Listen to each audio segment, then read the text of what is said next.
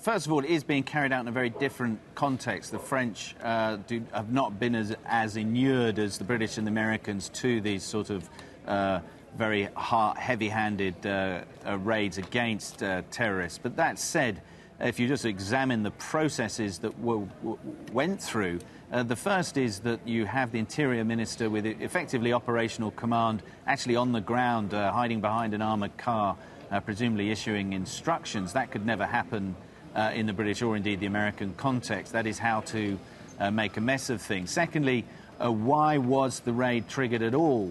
The gunman was contained. He no longer posed a threat to any member of the public or indeed the police. They could stand off at some distance. They had managed to insert some cameras that monitored the apartment but still knew they had some blank spots.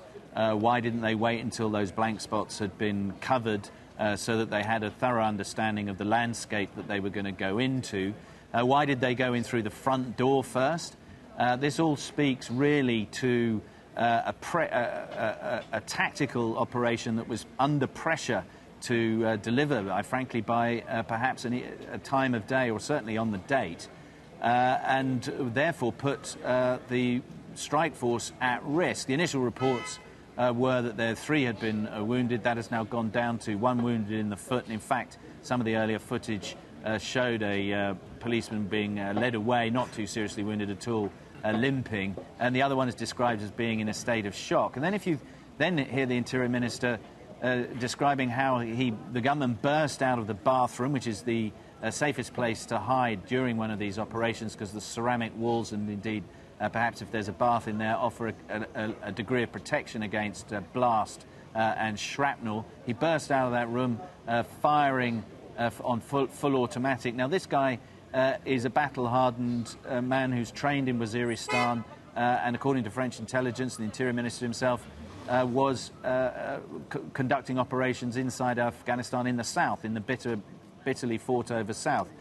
Familiar with what it's like to have bullets fly past his head.